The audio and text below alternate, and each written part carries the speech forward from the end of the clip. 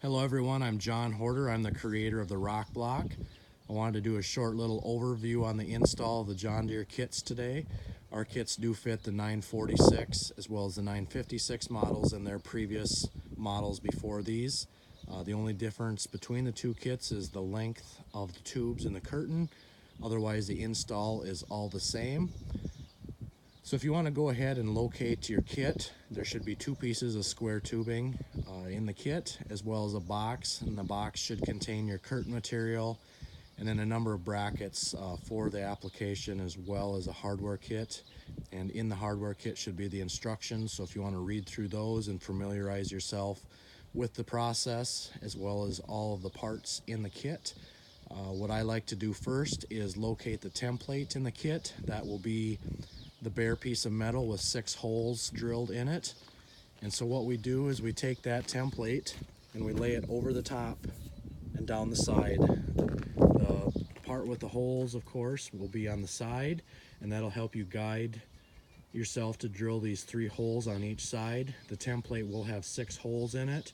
It is reversible, one for the left and one for the right. You just flip it over. And if you look in the instructions, it'll tell you which 3 holes to drill for each side.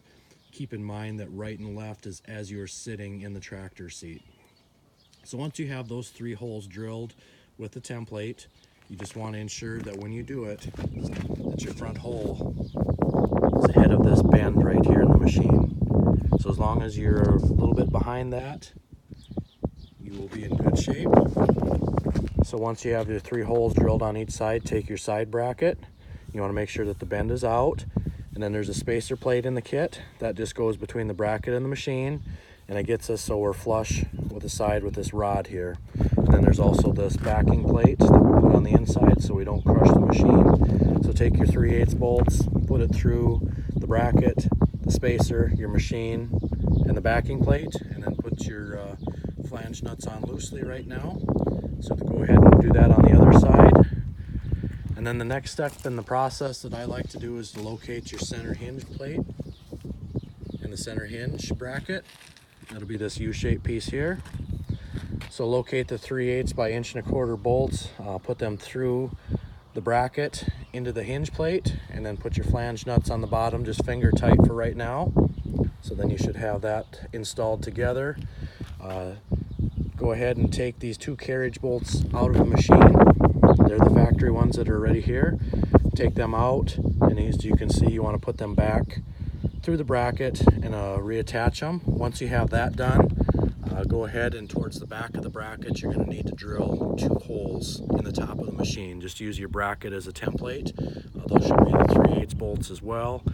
What I find best is to make sure you swing your hitch off to the side, then you can get nice and square and drill your holes. In the hardware kit, there is a little black rectangular piece with 2 holes in it. That does go on the underside of the machine. Put that on the underside of the machine, and then go ahead and put your flange nuts over that. That's just a little support plate so you don't crack out your machine. So once you have that center bracket installed, you should have your side brackets installed as well right now. So go ahead and locate your square tubing pieces. On those pieces, there's going to be one end where there's a pipe welded into the end, and then there's going to be a large slotted hole in the other end. We want to make sure that the bushing end with that steel pipe is in the center. That is support. So when we swing it, we have good support there. So go ahead and locate the 1/2 inch bolts, drop it through the bracket, through the tube, and then on the bottom, go ahead and install the top lock nuts. Just snug them up at this time. We want to make sure that we're able to swing the kit forward and not crush the tube. On the other end should be your large hole or slotted hole. Go ahead and drop the knob in the kit through the tube and screw it into the side bracket as shown there. So once you have everything mounted bracket-wise, go ahead and make sure everything's centered. If they're not, for some reason, sometimes these machines get off a little bit, just put a washer either here or here, and that'll let you adjust your bracket where it needs to be functional. Once that's all set where you want it to be, the next step would be to install the curtain. So what I like to do is put a bolt about 1/3 of the way in, through the curtain, through the tube, put your flange nut on the back, do 1 or 2 in the middle and another one the other way, so your curtain is just loosely hanging there.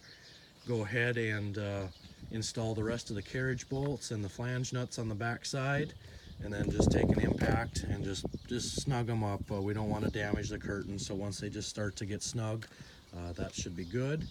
And that is a quick overview of how to install the rock block. If you have any questions, feel free to give us a call. Our number is on the instructions, and we appreciate your business.